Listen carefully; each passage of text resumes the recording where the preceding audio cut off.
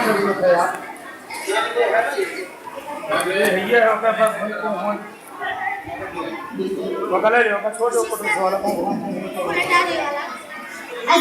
अलैकुम वरहमतुल्लाहि वबरकातुहू।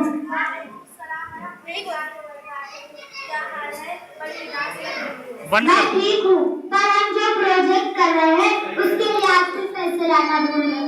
सुनो, आज मैं आपके पैसे दे देती हूँ, कल आप मेरे दे देना। इस तरह कर्ज भी नहीं रहेगा।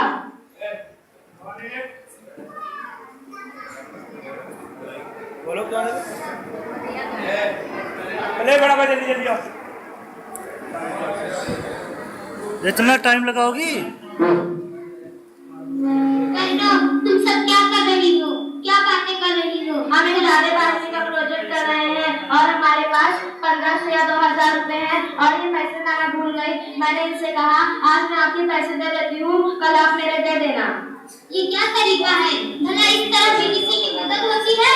सबके बाप भाई हैं और सब कमाते हैं और जो बच जाते हैं वो भिखारी बन जाते हैं। और क्या पता कल तुम चलने के लिए पैसा लाओ और ये बीमार हो जाए या कहीं कुछ दिनों के लिए चली जाए। जिंदगी का क्या भरोसा? ये क्या तरीका है बात करने का? अपना लहजा दुरुस्त करो और तमीज से बात करो। अब तुम मुझे समझाओगी?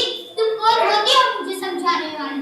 पता नहीं क्या मेरा पूरी क्लास का रोग है? तुम कौन सी खेत की मूली हो?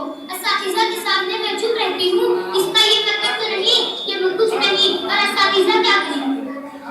अब ये घर जाकर आदाब गुफ्तगू का सबक ध्यान से पढ़ो। तुम्हें जरा भी शर्म नहीं आती अपने असातिज़ा के बारे में ऐसा कहते हुए? मैंने क्या हो रहा है? लड़ाई क्यों करेंगे? हम एक दादे बाजी का प्रोजेक्ट कर रहे हैं और रुपया पैसे लाना भूल गई। इनको पता चला कि हम एक दादे बाजी का प्रोजेक्ट कर रही हैं तो कहने लगी इसमें क्या रखा है और झगड़ा करने लगी और कभी भी तमीज से नहीं करती। दादे बाजी का प्रोजेक्ट ये तो बड़ा अच्छा है, मुझे भी साथी योजना बना लो। अरे आने अच्छी बात नहीं है कि तुम पूरे मदरसे में शोर मचाओ। हमें आहिस्ता आवाज़ में बोलना चाहिए और लड़ाई झगड़े के बजाय सलाह से लो। अरे एक दूसरे की इमदाद करना भी अच्छी बात है।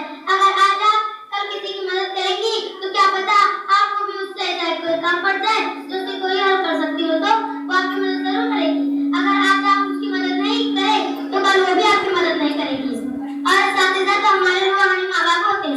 इसका दरिया आज़म का कौल है, मेरे माँ बाप मुझे जमीन से आसमान तक लेकर आए और मेरे असातिज़ा जमीन से आसमान तक ले गए। माँ बाप तो सिर्फ कुछ तालीमात देते हैं मगर असातिज़ा वो तरबियत देते हैं कि इंसान को तरह बना देते हैं। शरीमा, तुम्हारा बहुत बहुत शुक्रिया। तुमने मेरी आंखें खोल दी। जिनमें जिन गुमराहियों में थी उनमें से आज निकल आई हूँ। अब मैं भी इमदाद बाजी में शरीक होना चाहती हूँ। रुकैया और फरजाना मुझे गलत लहजे के लिए माफ कर दो। सलाम।